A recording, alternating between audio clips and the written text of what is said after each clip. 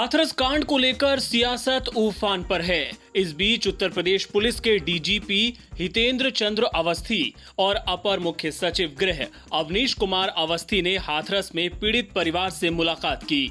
बाद में दोनों ने बताया कि सरकार द्वारा गठित एसआईटी की पहली रिपोर्ट सरकार को शुक्रवार को मिली, जिसके आधार पर सीएम योगी ने तत्कालीन एसपी और सीओ समेत 5 पुलिसकर्मियों पर कार्रवाई की। एसआईटी अपना काम कर रही है और इस मामले में परिवार वालों के बयान कुछ हद तक ले लिए गए हैं। उन्होंने कहा कि दोषियों के खिलाफ कठोरतम कार्रवाई की जाएगी। इस बीच गांव में पुलिस की सुरक्षा बरकरार रहेगी। जब मीडिया कर्मियों ने यह पूछा कि पुलिस कर्मियों ने किसके आदेश पर पीड़िता का रात 2:30 बजे दाह संस्कार किया, तो इस सवाल से अवनीश कुमार अवस्थी बचते नजर आए। वहीं इसके पहले डीजीपी हितेंद्र चंद्र अवस्थी ने कहा कि ये फैसला स्थानीय स्तर पर लिया गया था, इसीलिए वो इस पर कोई टिप्पणी नहीं करेंगे। कह सकता हूं। मुख्य आरोप जो सर परिवार का है कि लाश को क्यों अंतिम संस्कार के लिए परिवार की इजाजत नहीं ली गई। इसके बारे में मैं कोई टिप्पणी नहीं कर सकता। ये स्थानीय स्तर के निर्णय हैं, इसमें मैं इस वक्त कुछ भी कहने की स्थिति में। हाथरस केस में तेज होती राजनीति के बीच केंद्रीय मंत्री स्मृति ईरानी ने भी आज चुप्पी तोड़ी। उन्होंने कहा कि उन्हें यकीन है कि सीएम योगी आदित्यनाथ इस मामले में न्याय करेंगे। साथ ही उन्होंने कांग्रेस नेता राहुल गांधी पर निशाना साधते हुए कहा कि उनका हाथरस कूच करना सिर्फ अपनी राजनीति करना है। मुझे ऐसा लगता है कि एक स्वतंत्र देश में स्वतंत्र जनता ने कांग्रेस के हथकंडों को भलीभांति समझा है और इसीलिए एक ऐतिहासिक जीत साल 2019 में भारतीय जनता पार्टी के लिए सुनिश्चित की है।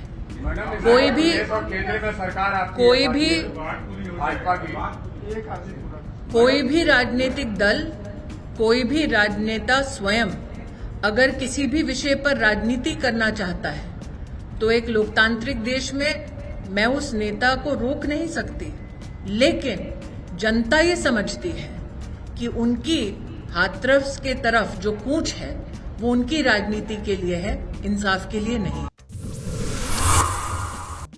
हाथरस मुद्दे पर शिवसेना सांसद प्रियंका चतुर्वेदी ने एक्ट्रेस कंगना रनौत पर तंज कसा। प्रियंका ने कहा कि जो कंगना कुछ ही दिन पहले मुंबई पुलिस को कोस रही थीं, मुख्यमंत्री के बारे में आपत्तिजनक बयानबाजी कर रही थीं, हाथरस के मुद्दे पर उनके मुंह में दही जम गया है।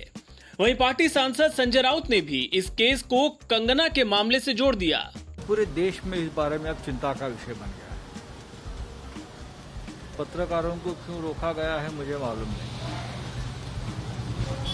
मुंबई में एक अभिनेत्री की, एक्ट्रेस की इलीगल कोई काम तोड़ दिया किया, तो पूरे पत्रकारों को वहां जाने के लिए फोर्स कर रहे थे। आप देखो यहाँ तो रेप एंड मर्डर है एक लड़की का। उसके परिवार के लोग आक्रोश कर रहे हैं, पूरे गांव को घेराबंदी किया है, किसी को बात नहीं करने दे। मुझे लगता है कि अगर सरकार ने कुछ गलत नहीं किया है तो पत्रकारों को वहां तक जाकर सच क्या है वो लोगों के सामने अगर लाते हैं तो जो एक माहौल बन गया है संशय का, वो दूर हो जाए। कोरोना काल के दौरान अगर आपने लोन मोरेटोरियम का फायदा उठाया है तो आपके लिए अच्छी खबर है। केंद्र सरकार ने सुप्रीम कोर्ट में हलफनामा दाखिल कर कहा है कि MSME loan, education, housing, consumer, auto, credit card बकाया और उपभोग लोन पर लागू चक्रवृद्धि ब्याज यानी ब्याज पर ब्याज को माफ किया जाएगा। सुप्रीम कोर्ट में दाखिल सरकार के हलफनामे के मुताबिक सरकार 6 महीने के लोन मोरेटोरियम समय में 2 करोड़ रुपए तक के लोन के ब्याज पर ब्याज की छूट देगी। इसका मतलब यह हुआ कि बैंक लोन मोरेटोरियम पर लगने वाले चार्ज की वसूली नहीं करेंगे। केंद्र सरकार ने अपने हलफनामे में कहा है कि कोरोना महामारी की स्थिति में ब्याज की छूट का भार सरकार वहन करे, केवल यही समाधान है।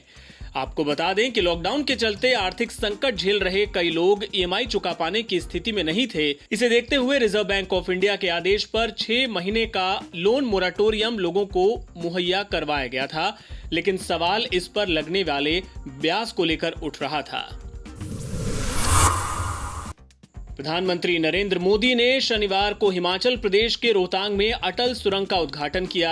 इसके बाद वो लाहौल स्पीति गए, जहां उन्होंने एक जनसभा को संबोधित किया। मोदी ने कहा कि अटल सुरंग से स्थानीय किसानों, बागवानी से जुड़े लोगों, पशुपालकों और कारोबारियों को भी फायदा मिलेगा। अटल टनल के बनने से लाहौल स्पीति और पांगी के किसान हो, बागवानी से जुड़े लोग हों, पशुपालक हो, स्टूडेंट्स हो, नौकरी पेशा हो, व्यापारी कारोबारी हो, सभी को लाभ होने वाला है।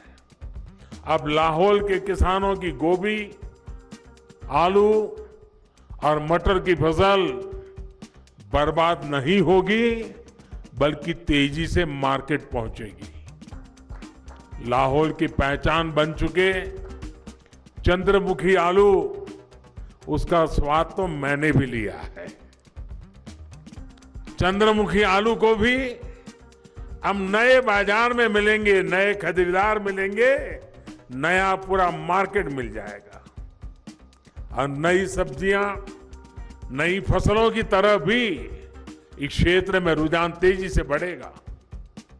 लाहौल स्पीति तो एक प्रकार से औषधीय पौधों और अनेक मसालों जैसे हींग, कुट, मनु, काला जीरा, कड़ू, केसर, पतीस, ऐसी सैकड़ों जड़ी बूटियों का भी बहुत बड़ा उत्पादक है।